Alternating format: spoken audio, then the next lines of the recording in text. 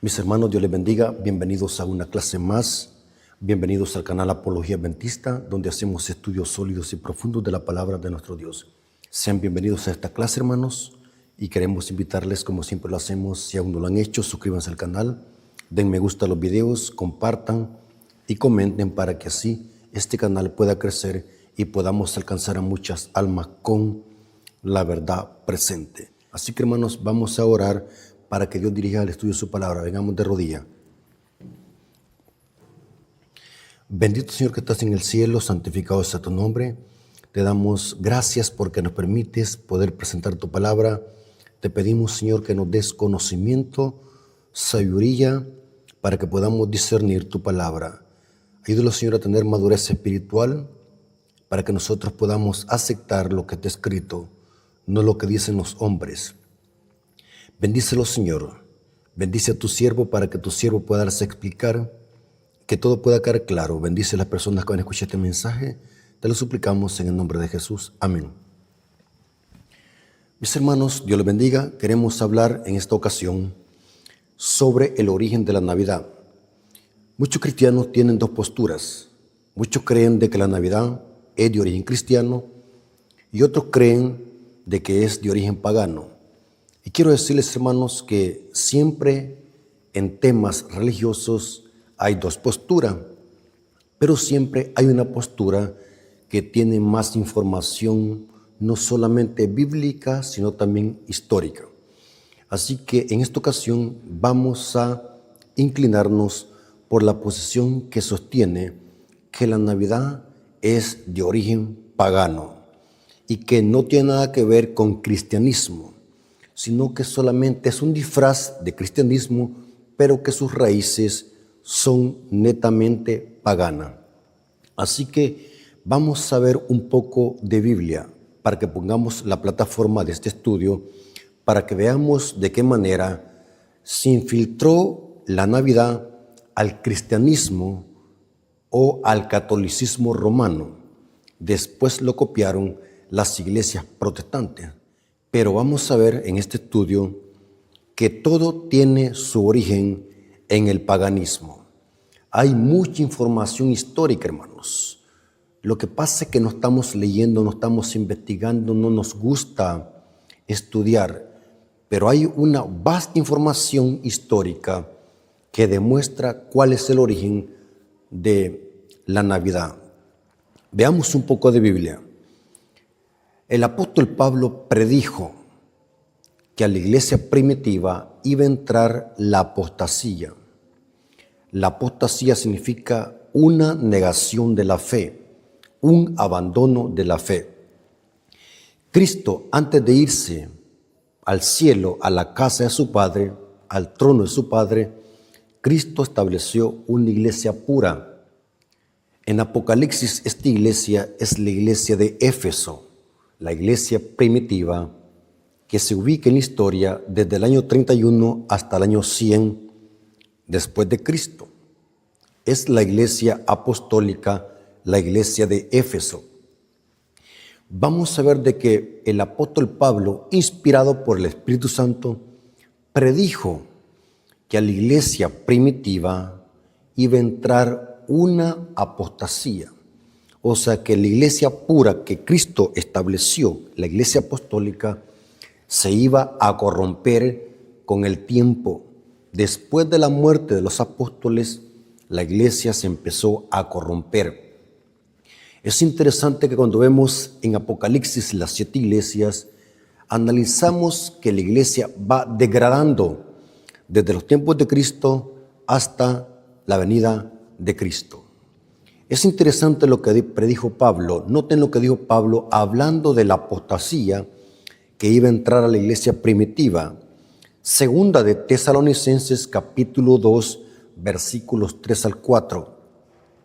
Nadie os engañe en ninguna manera, porque no vendrá, o sea, Cristo no vendrá sin que antes venga la apostasía.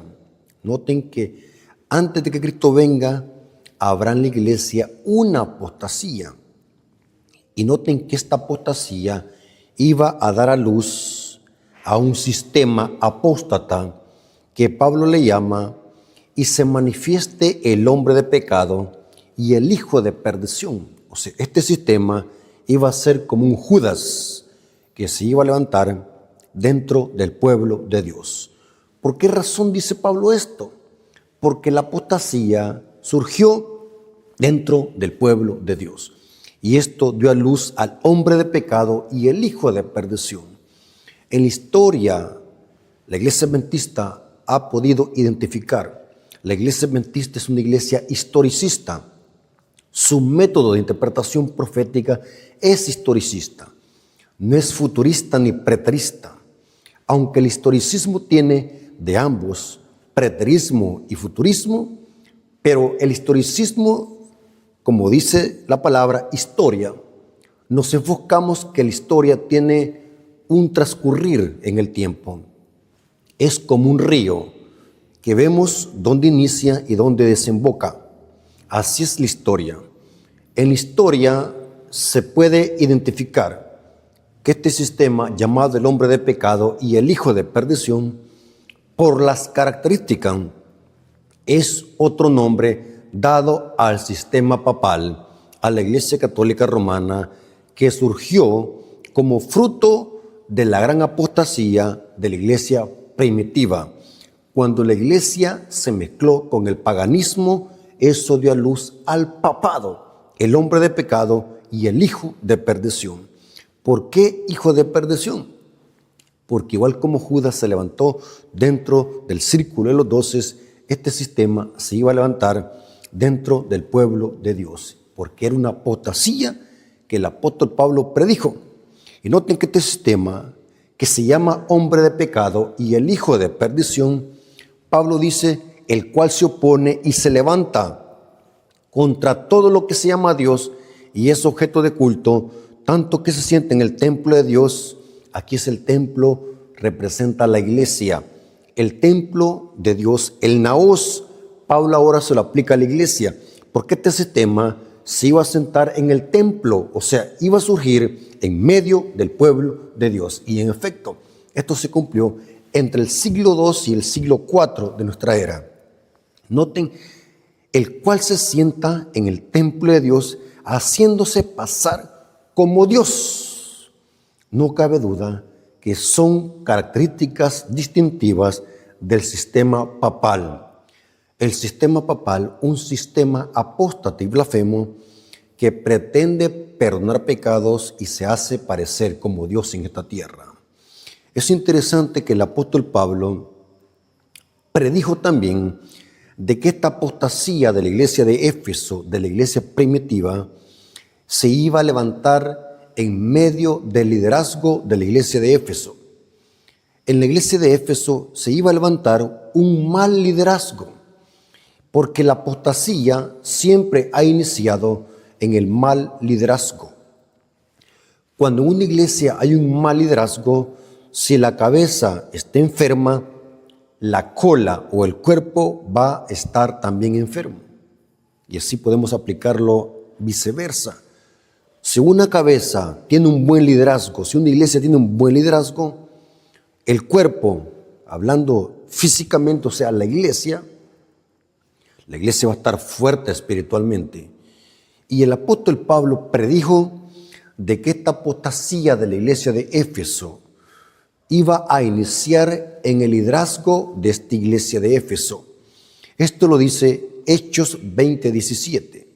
Recuerden, hermanos, que la iglesia de Éfeso la ubicamos en la historia desde el año 31 hasta el año 100 de nuestra era. Representa la iglesia apostólica, la primera iglesia primitiva. Y Pablo dice en Hechos 20:17, el apóstol Pablo reunió a todos los ancianos de Éfeso, los líderes de Éfeso, y el apóstol Pablo dijo lo siguiente: enviando pues desde Mileto a Éfeso, hizo llamar a los ancianos de la iglesia.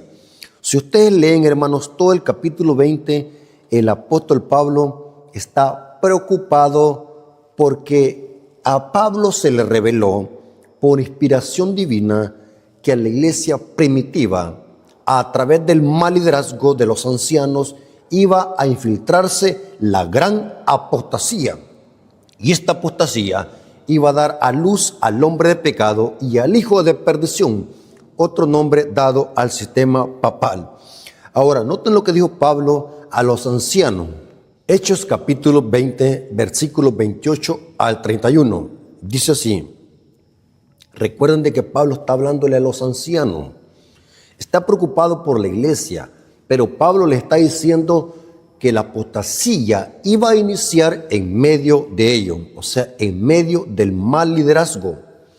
Por tanto, mirad por vosotros y por todo el rebaño que el Espíritu Santo os ha puesto por obispo para apacentar la iglesia del Señor, la cual ganó por su propia sangre. Porque yo sé que después de mi partida, se entiende que después de que Pablo partiera de esa iglesia o de ese lugar, o también se entiende después de la muerte de Pablo. Lo que sí entendemos de que después de que Pablo muriera o partiera de Éfeso, noten lo que iba a pasar. Porque yo sé que después de mi partida entrarán en medio de vosotros lobos rapaces que no perdonarán el rebaño. ¿En medio de dónde? En medio de los ancianos. Entrarán lobos rapaces que no perdonarán el rebaño.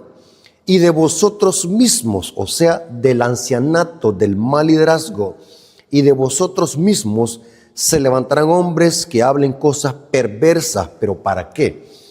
Para arrastrar tras sí a los discípulos. Por tanto, velad, acordándoos que por 3 años de noche y de día no he cesado de amonestar con lágrimas a cada uno. Terrible lo que Pablo está prediciendo, que la apostasía iba a iniciar en el liderazgo de la iglesia de Éfeso, la iglesia apostólica, la iglesia primitiva. En ese contexto, noten Cristo la exhortación que le da a la iglesia de Éfeso en Apocalipsis. Apocalipsis capítulo 2, versículo 1 al 4. Cristo, el testigo fiel y verdadero, exhorta a la iglesia de Éfeso, la iglesia primitiva. Noten lo que está pasando. Apocalipsis 2, versículo 1 al 4. Escribe, noten, escribe al ángel de la iglesia en Éfeso. El ángel en la iglesia de Éfeso, o los ángeles de las 7 iglesias, según Apocalipsis 1:20 y según el libro Obreros Evangélicos, página 13, representan los ancianos y los respectivos ministros de cada iglesia. O sea, que aquí Cristo primeramente le está hablando al líder de la iglesia, al pastor de la iglesia de Éfeso, los ancianos, porque recordemos de que Pablo a quienes les había advertido, a los ancianos de Éfeso, porque la apostasía iba a iniciar en los ancianos de Éfeso. Escribe al ángel en la iglesia en Éfeso, el que tiene las 7 estrellas en su diestra, el que anda en medio de los 7 candeleros de oro, dice esto. Aquí es Cristo que está diciendo esto. Yo conozco tus obras y tu arduo trabajo y paciencia. Esto era lo que caracterizaba a la iglesia apostólica, una iglesia celosa en el evangelio.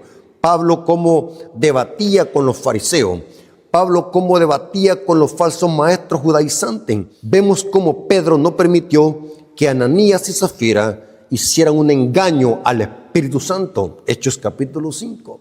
Vemos cómo Pedro debatía con los falsos maestros y así sucesivamente. Y vemos aquí Cristo Jesús está felicitando a la iglesia de Éfeso. Yo conozco tus obras y tu arduo trabajo y paciencia, y que no puedes soportar a los malos. En efecto, si ustedes ven el libro de Hechos de los Apóstoles, cómo la iglesia crecía. Eran celosos en el evangelio. Habían falsos maestros que querían corromper a la iglesia, y Pablo y los apóstoles debatían con ellos. O sea, los apóstoles tenían un arduo trabajo, eran celosos en el evangelio, que no puedes soportar a los malos.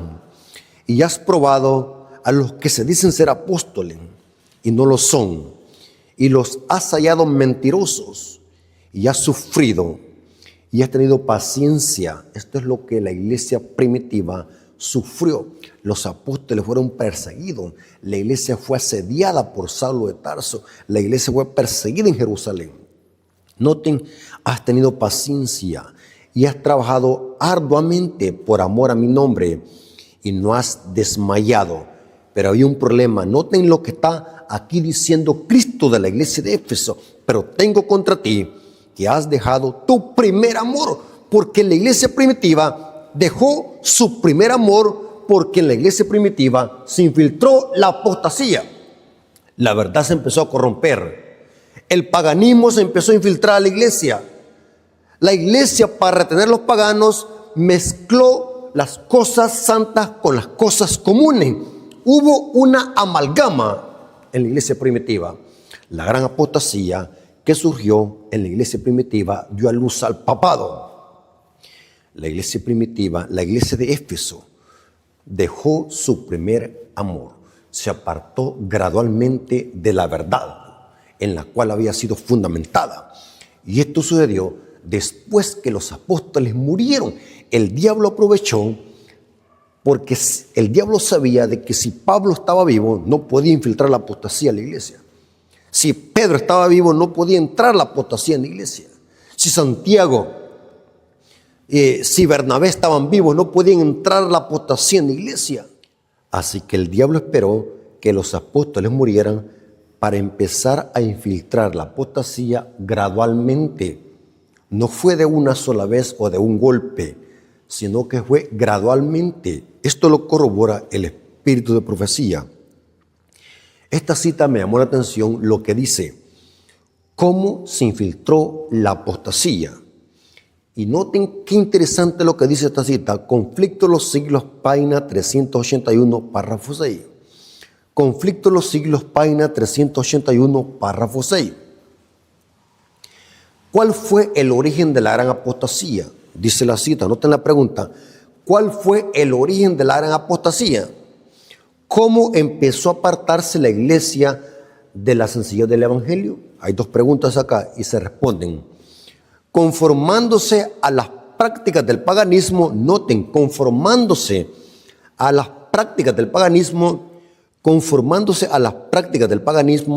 para facilitar a los paganos la aceptación del cristianismo. Noten que el periodo de Constantino el Grande es este. Aquí vemos la época de Constantino el Grande.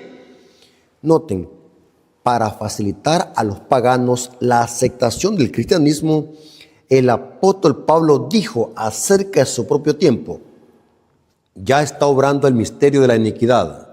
Segunda de Tesalonicenses 2:7, porque en los tiempos de Pablo quien gobernaba era Roma imperial.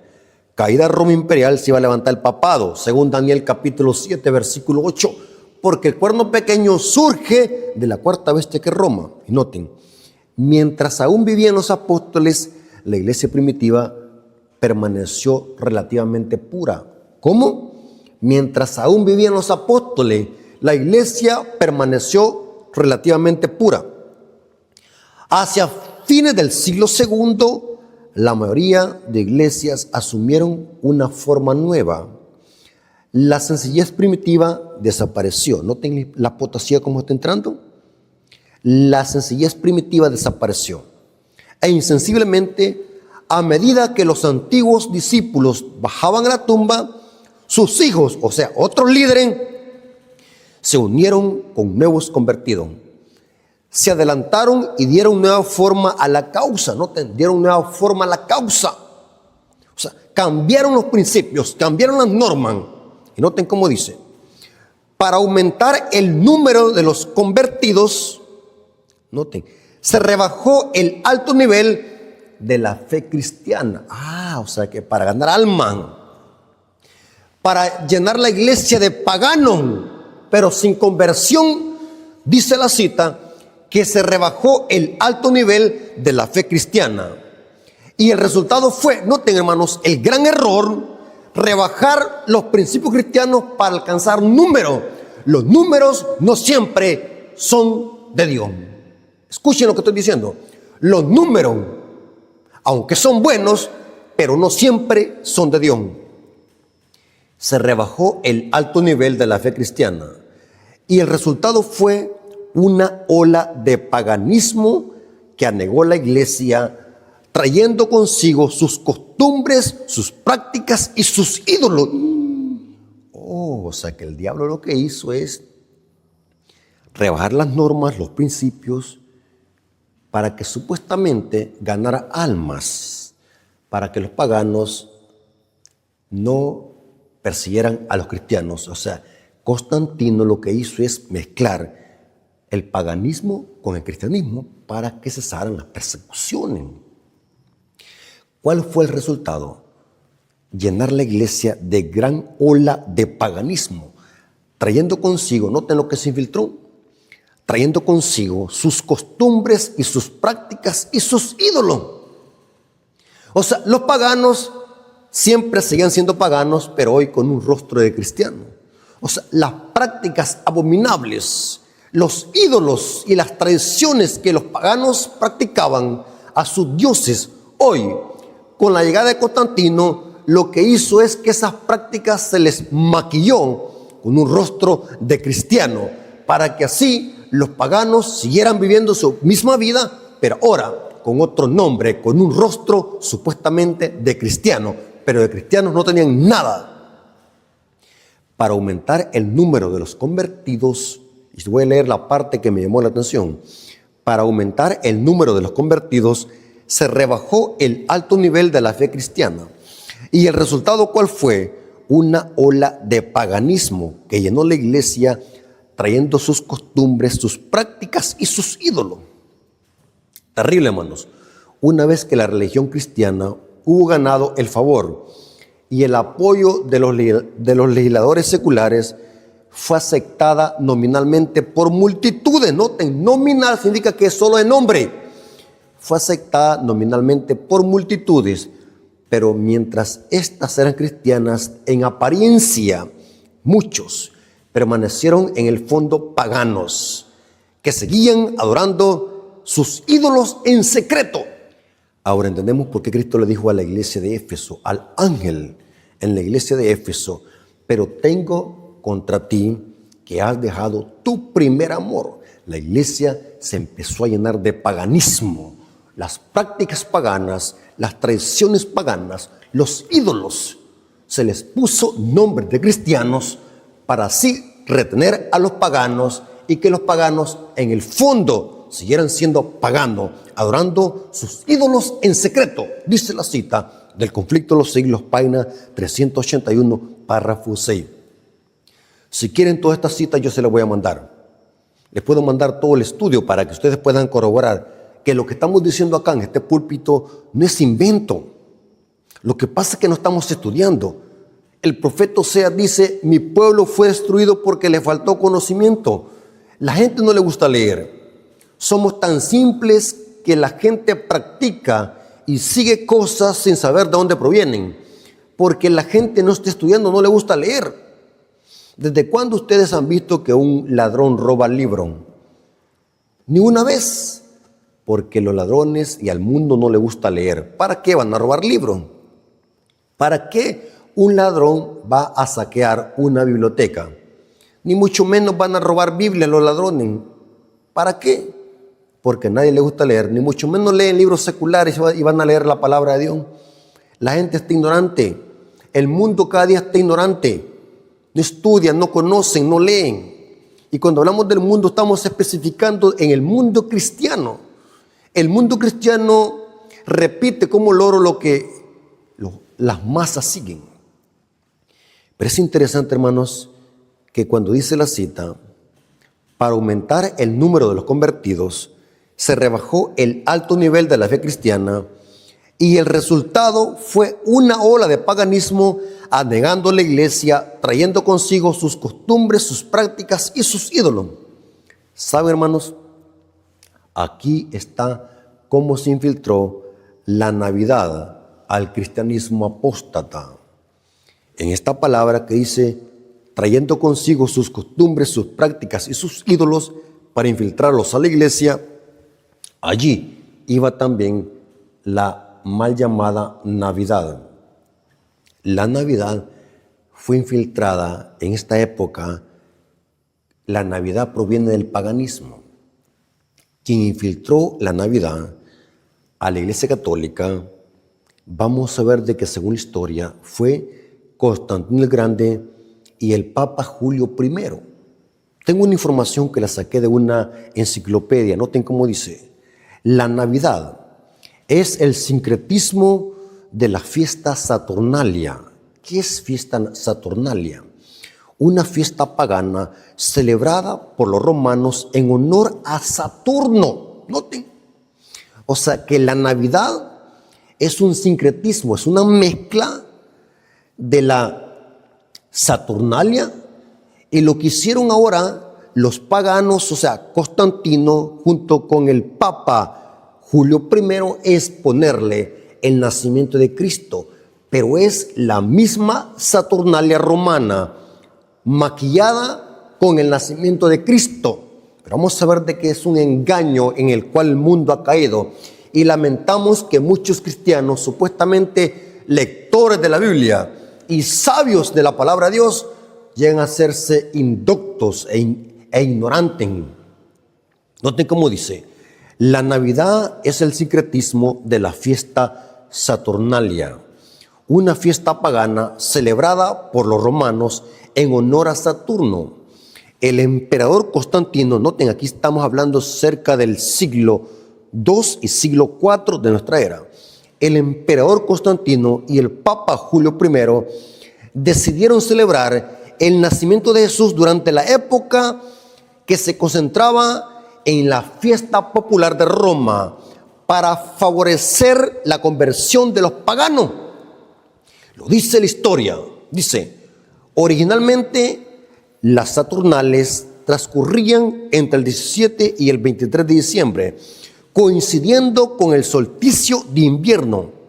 Así se fijó la solemnidad de Navidad el 25 de diciembre por orden de Constantino el Grande y el Papa Julio I, una fecha arbitrariamente escogida por la Iglesia Católica. La Iglesia Católica decidió que esa fiesta pagana Saturnalia hoy iba a ser para conmemorar el nacimiento de Cristo el 25 de diciembre.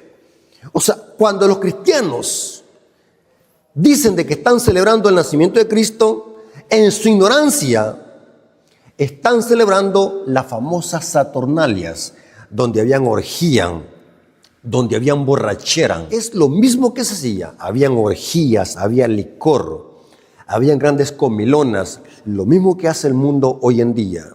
Es interesante lo que dice acá, que la Iglesia Católica fijó la fecha del 25 de diciembre para conmemorar el nacimiento de Cristo. Lo dice aquí: la jerarquía católica fijó la Navidad el 25 de diciembre, una fecha arbitrariamente escogida para favorecer la conversión de los paganos. O sea, si el mundo celebra hoy el supuesto nacimiento de Cristo el 25 de diciembre, esa gente debe darle gracias a la Iglesia Católica.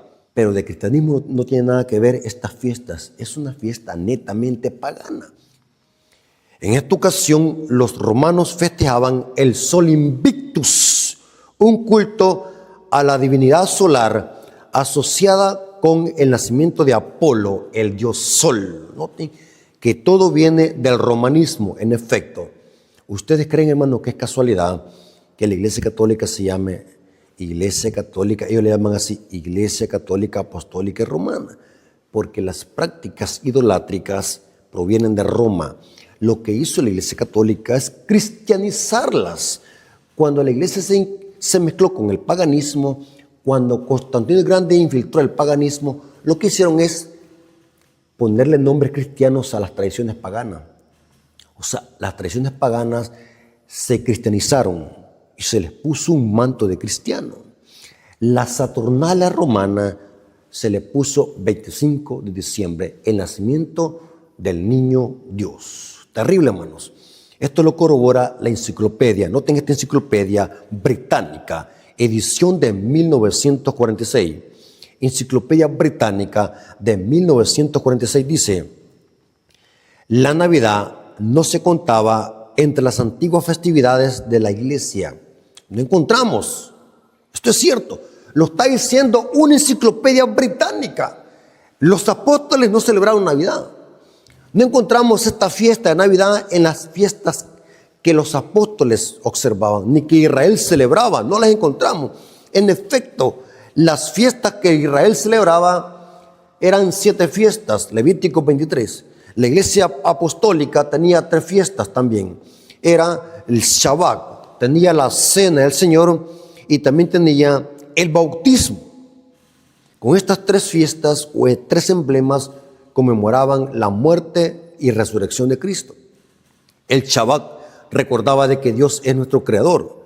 Pero en la iglesia primitiva, ni en el pueblo de Israel, no vemos de que la iglesia haya observado una Navidad para conmemorar el nacimiento de Cristo. Y dice esta enciclopedia británica, la Navidad no se contaba entre las antiguas festividades de la iglesia. No fue instituida por Jesucristo ni por los apóstoles, ni por autoridad bíblica. Fue tomada, esto me llamó la atención y hasta los vellos de la mano se me erizaron. Noten, fue tomada más tarde del paganismo. Dice la enciclopedia británica, edición de 1946. Hermanos, es hora de abrir los ojos. Es hora que seamos maduros espirituales, hermanos. Hay gente que está siguiendo cosas sin saber de dónde provienen. Dice esta enciclopedia británica, dice que la Navidad fue tomada más tarde del paganismo. Terrible. Ahora, vamos a ver. Hay mucha información científica, histórica y bíblica que corrobora que es poco probable, o mejor dicho, imposible, que Cristo haya nacido un 25 de diciembre. La Biblia no habla de que Cristo nació un 25 de diciembre. Es una fecha creada e inventada por la Iglesia Católica para maquillar la Saturnalia romana. Pero no encontramos en la Biblia que Cristo haya nacido un 25 de diciembre. Se puede calcular por el cómputo hebreo y por las fiestas solemnes y por las 70 semanas de Daniel 9 que Cristo aproximadamente nació entre el mes de septiembre y octubre. Es un cálculo, no es una exactitud, pero se puede calcular por el cómputo y por mucha información bíblica que Cristo aproximadamente nació entre septiembre y octubre, en primavera, no en invierno. Por eso es que es imposible que Cristo haya nacido en diciembre, porque en esta época en Palestina hace mucho frío y cae nieve. No tengo alguna información bíblica. La Biblia nos da algunos pincelazos para poder detectar o corroborar de que Cristo es imposible que haya nacido en diciembre. Dicen los católicos, nosotros no conmemoramos una fecha, sino un acontecimiento. Eso lo dicen para maquillar el engaño. Es un maquillaje que dan. Si no siguieran la tradición del papado, entonces ¿por qué buscan todos los años una fecha establecida por el papado? ¿Por qué no lo hacen durante todo el año o por qué no lo hacen en otra fiesta? Porque siguen la tradición del mundo y del papado. Inclusive, esta clase de argumentos falsos y sin fundamento bíblico y absurdo, le llamo yo, y descabellado, lo usan aún hasta hermanos de la iglesia adventista para defender la Navidad. Porque hay hermanos, hay que aceptar que aún en la iglesia adventista hay hermanos que aún siguen y no se desprenden de las tradiciones de la iglesia católica. Hay que hablar claro, hermanos. Pero según la Biblia, es imposible que Cristo haya nacido en invierno. Cristo nació en primavera. Dice la Biblia que cuando Cristo nació, habían pastores pastoreando su rebaño en el campo. Esto es imposible que haya sido en invierno, porque ningún pastor va a sacar a sus ovejas, a su rebaño, en invierno. Por eso es que se calcula que Cristo nació en primavera, entre septiembre y octubre. Esto lo corrobora Lucas 2, 7 y 8. Lucas capítulo 2, versículos 7 al 8 dice, y dio a luz a su hijo primogénito, y lo envolvió en pañales y lo acostó en un pesebre, porque no había lugar para ellos en el mesón. Había pastores en la misma región. Noten qué cabeza se pone a pensar de que esto era invierno. Es imposible.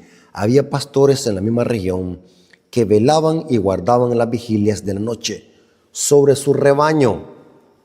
Noten, habían pastores. Por tanto, es imposible que haya sido en invierno. En diciembre, en Palestina, hace un enorme frío. Y es imposible que los pastores salgan a pastorear su rebaño. Peor en la noche. Las temperaturas son extremas. Noten cómo dice el deseado de toda la gente, página 31, hablando de estos pastores. Estos hombres sencillos y piadosos pasaban las silenciosas horas de la noche hablando del Mesías prometido y rogando por su venida. Mientras ellos pastoreaban a su rebaño, entre ellos hablaban de las promesas de la venida de un Mesías. Y esto lo hacían en la noche, hermanos, cuando pastoreaban su rebaño. Por tanto, hermanos, es imposible que esto haya sido en invierno. Esto fue en primavera. Se puede demostrar esto. Otro ejemplo, los censos. Los censos nunca se hacían en invierno, por el frío, las calles, los caminos. Es imposible que Cristo haya nacido en el invierno. Fue en primavera, porque los censos nunca se hacían en invierno.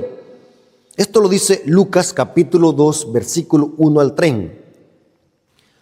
Aconteció que en aquellos días que se promulgó un edicto de parte de Augusto César, que todo el mundo fuese empadronado. Este primer censo se hizo siendo Cirenio gobernador de Siria, e iban todos para ser empadronados, cada uno a su ciudad.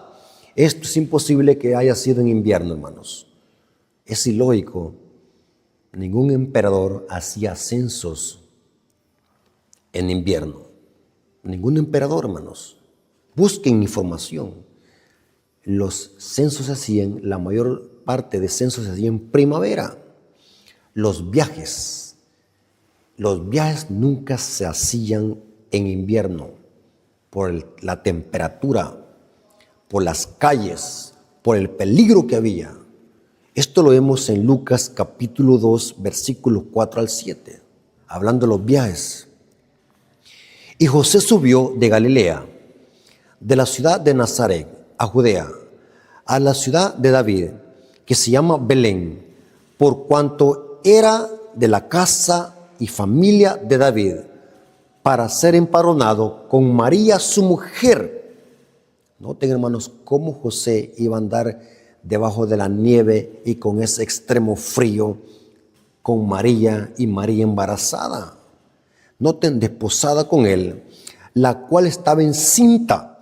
Y aconteció que estando ellos allí, se cumplieron los días de su alumbramiento, y dio a luz a su hijo primogénito, y lo envolvió en pañales y lo acostó en un pesebre. Noten que lo acostó en un pesebre y con pañales. Hermanos, ¿saben qué significa tener a un bebé en simples pañales con una extrema temperatura?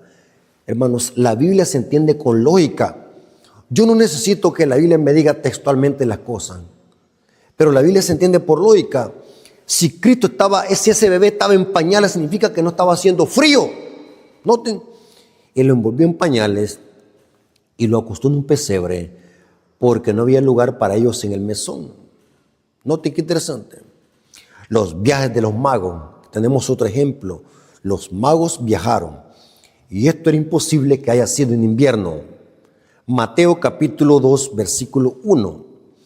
Cuando Jesús nació en Belén de Judea, en días del rey Herodes, vinieron del oriente a Jerusalén unos magos. No es que eran brujos.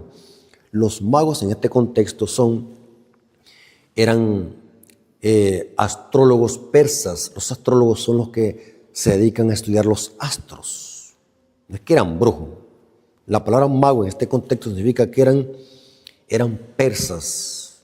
Se dedicaban a estudiar las estrellas, los planetas, los astros, la astrología.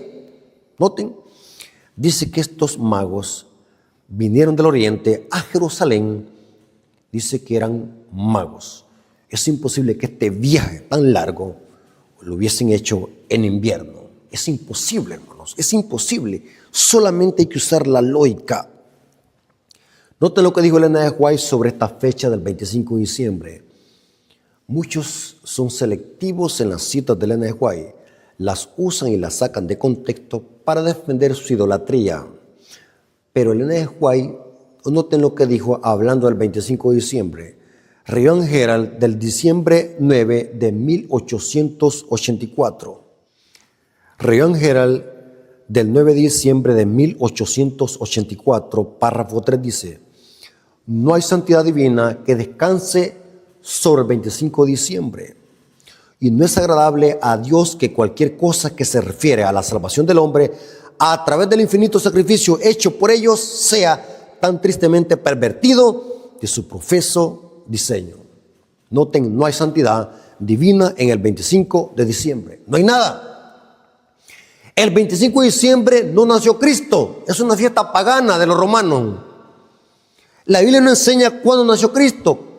Dios ocultó esa fecha para que no cayésemos en idolatría. Aún así, la gente sigue la idolatría. La gente se enloquece en esta fiesta. Hay una gran cantidad de asesinatos. Hay una gran cantidad de mortandad de animales para comérselo.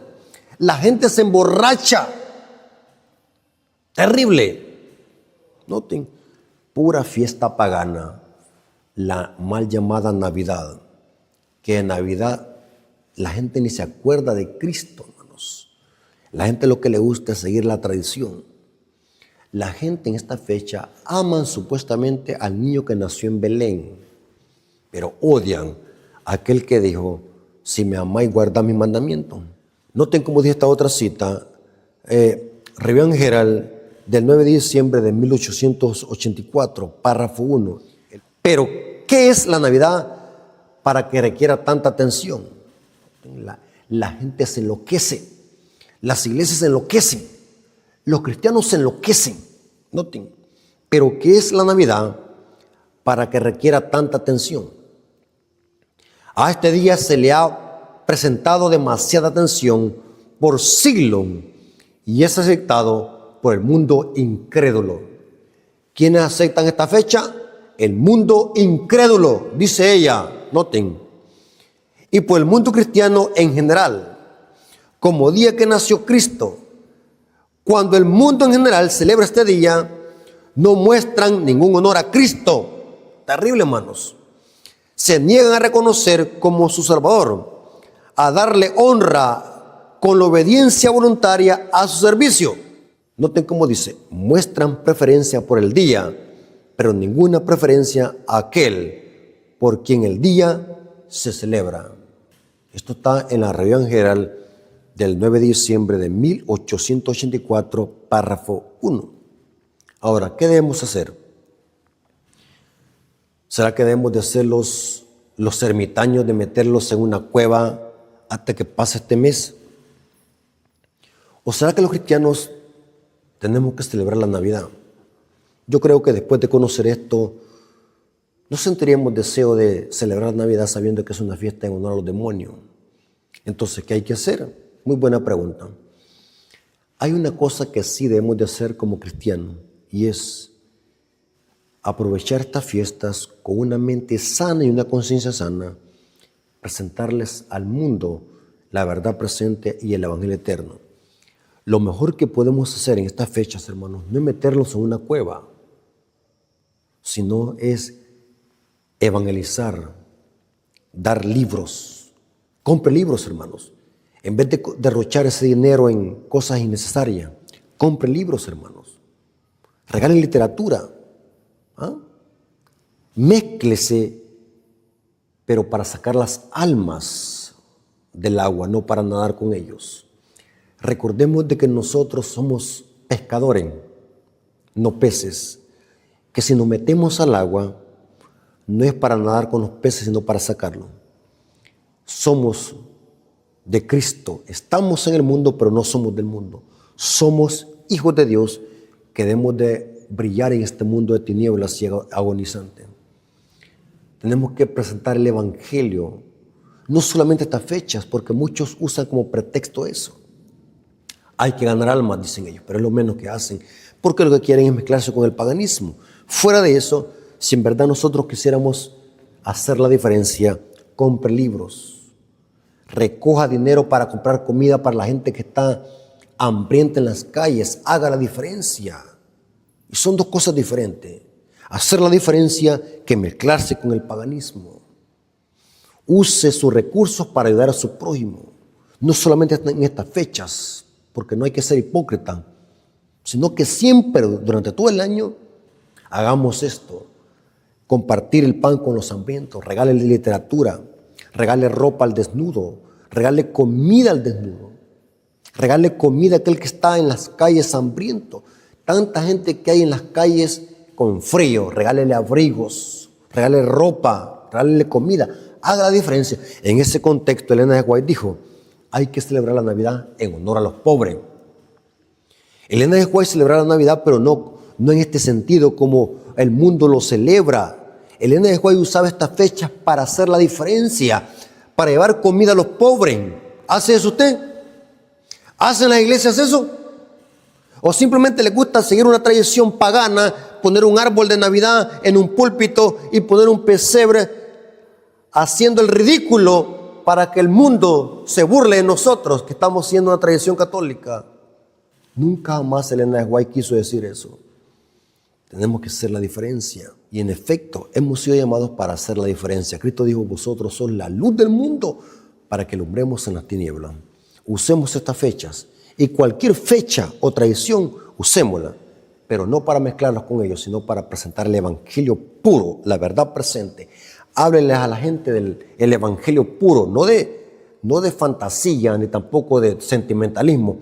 Háblenle las verdades que preparan al mundo para el pronto regreso de Jesús. Hermanos, espero que hayamos comprendido cuál es el origen de estas tradiciones paganas. Así que hemos dado este estudio con el deseo de que nosotros podamos abrir los ojos y dejar de andar siguiendo tradición de hombres. Si en verdad quieren celebrar una fiesta, celebren la fiesta que está en la Biblia. No siga fiestas católicas, siga fiestas bíblicas. Cristo le dijo a los fariseos, ¿por qué dejan el mandamiento de Dios y se aferran a la tradición de los hombres? No cometamos ese error de imitar las prácticas de los fariseos. Levantemos la cruz de Cristo. Levantemos los mensajes de los tres ángeles. Levantemos la verdad presente en estas épocas y anunciémosle al mundo que Cristo viene pronto con poder y gloria. Así que vamos a orar para darle gracias a Dios por este estudio que hemos tenido esta noche. Vengamos de rodillas. Señor bendito que estás en el cielo, santificado sea tu nombre. Te damos gracias porque estuviste con nosotros en este estudio. Gracias, Padre, porque permitiste que tu siervo pudiese presentar este tema. Bendice a las personas que van a escuchar este mensaje, que seamos edificados y podamos aceptar con humildad tu palabra y que dejemos de ser niños fluctuantes, de ser llevados por tradiciones y doctrinas que los hombres han inventado, en este caso la Navidad, que es una fiesta netamente pagana. Gracias, Padre, por tu amor y tu misericordia. Te lo agradecemos en el nombre de Jesús. Amén. Dios me los bendiga, hermanos.